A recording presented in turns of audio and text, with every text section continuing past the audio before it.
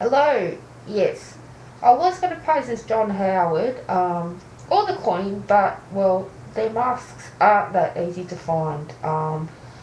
And, well, it may have been a bit scary for some of you. So, you may be wondering why I am wearing this. Well, it is actually meant to be a comment on anonymity on the web, and also the security and my current unease with the technology. Just not I'm not actually sure, especially as a teacher. If I were using it, I wouldn't know whether it was secure or not. And I definitely need technical help using this medium.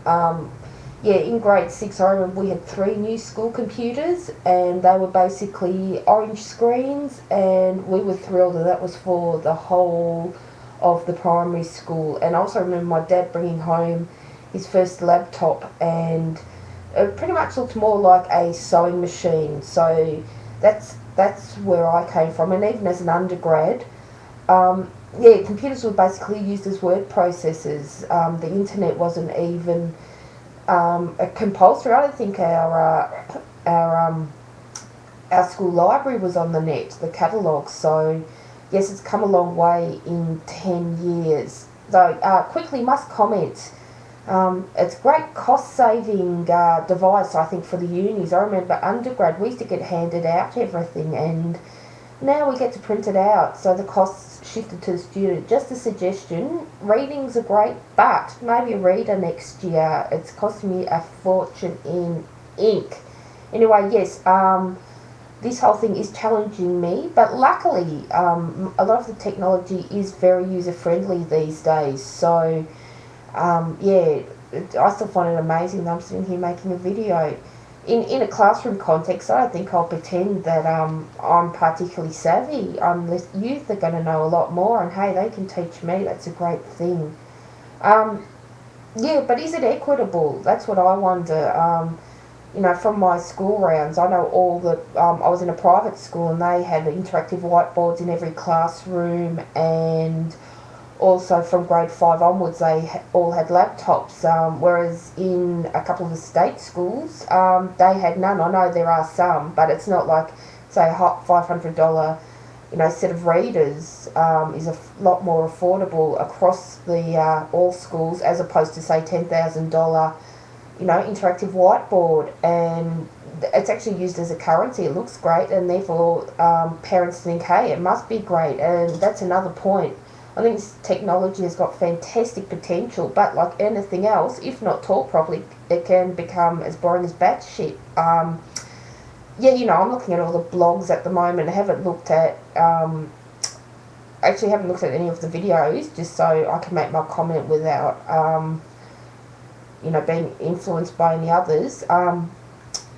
But if it was in every subject, one, it's very time consuming, watching everyone's 10 minutes videos, and two, also, I think it would just become boring and I'd switch off. So I think the issue of engagement's still there, that teachers have to really, still make it interesting to the students. And so it's not a panacea.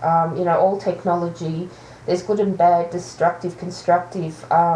But hey, it's changed a lot in 10 years, and I'm just wondering how much more it will change. Like any new field of study, it's got all the new lingo that comes with it.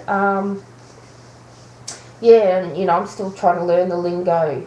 But potentially I think it's fantastic for different types of learners, also ESL learners, and, really can go to kids' interests, and also, different cultural contexts. Obviously in a library there's limited information that a set of books can offer, and with the net it's possibly endless. However, comes to another issue of authenticating the material that kids are accessing. So yes, obviously they're going to have to be taught to be far more critical. Books, someone spend a lot of time, it's had to be published, it's, far more laborious effort, whereas with the net you can just pop anything up. Doesn't mean it's true or fantastic. I hope that didn't go out because my computer just did. Anyway, yeah, and so cross-curricular, obviously, huge potential there.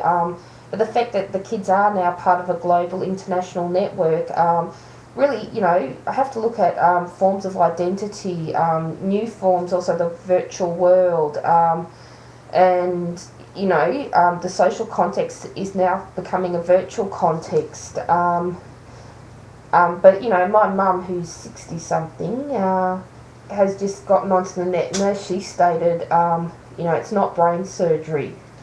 Just very quickly, I don't know, often if you hear about new things, yes, my friend just came back from London and bought this book, which is Banksy, amazing guy. I'd never heard of him, but he does like installation art in England, and walking the dog down Ackland Street, what did I see in the readings bookshop but this book? So obviously I'm meant to be, and it's all about cultural jamming. My favourites are him actually putting in his own versions of artworks into well-known galleries and seeing the response. So yeah, anyone who's interested, look you up. People probably already know about it. But me, the science boffin, yeah, finding it fantastic, this guy. Okay, that's about it for me. See ya.